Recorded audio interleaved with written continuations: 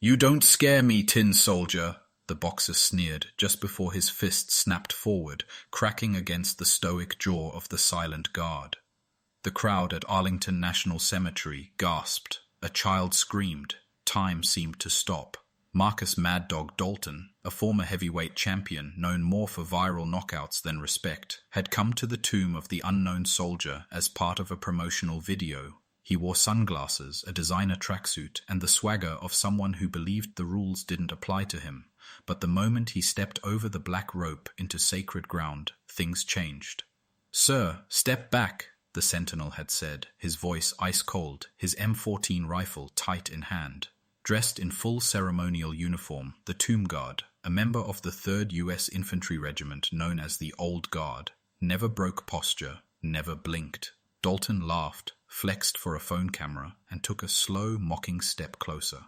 "I said step back," the sentinel warned again, a whisper more forceful now. His white gloves never moved, his posture remained perfect, but Dalton grinned wide, turned to the camera crew filming his bad boy image, and swung. The punch landed, but the soldier didn't fall. The crowd gasped. Even the boxer looked surprised. But the sentinel, still motionless, spoke one final time. "You have violated hallowed ground. You are under detention by military authority."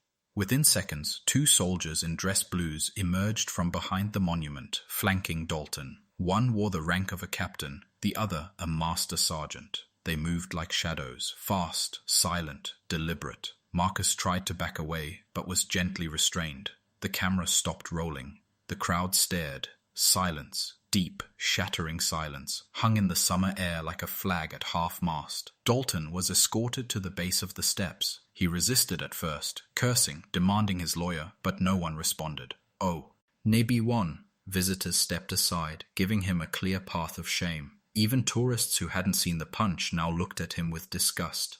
Then came the moment that shifted everything. An older man stepped out of the crowd, wearing a Medal of Honor around his neck. Colonel Thomas Braddock, retired, Vietnam decorated beyond measure. His eyes locked with Dalton's as the boxer was sat down on a nearby bench under silent supervision. "You think you're tough?" Braddock said, voice low, steady. "Try guarding this tomb, rain or snow, day or night, for a soldier you'll never meet who never came home." Dalton didn't speak. For the first time, he looked unsure. The colonel stepped closer. "That man you hit? He memorized 21-second walk cycles, stands in a wool uniform in 100-degree heat, hasn't smiled in months, all to honor someone whose name we don't even know. That's not muscle, that's discipline."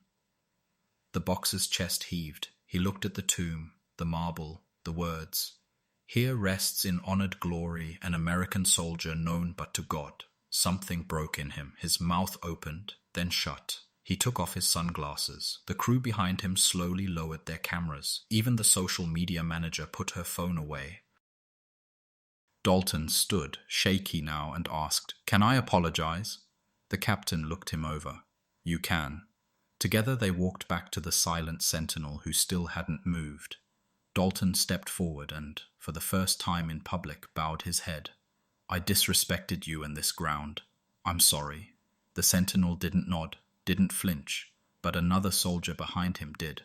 A slight gesture, enough.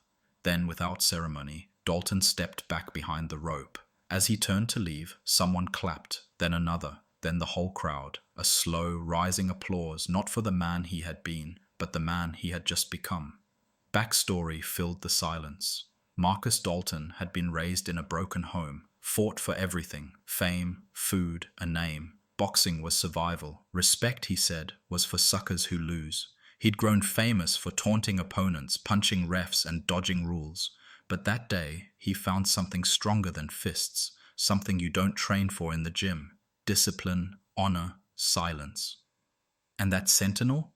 He had a name too, Specialist Andrew Morales, 23, third-generation Army, trained 18 months for a position fewer than 700 men in history had held. That punch hit his face, but it hit a nation's pride harder. Marcus never returned to boxing after that day, but he started something else. He launched a foundation called 21 Steps to teach discipline and honor to young fighters. First lesson, visit Arlington. Final scene, A year later, Marcus returns in a black suit, no cameras, no crew. He watches the changing of the guard. When the sentinel passes, Marcus stands still, hands folded, head bowed. The soldier stops for a moment mid-step, just a pause, and continues, perfectly timed, perfectly silent. Because some punches teach pain, others teach respect.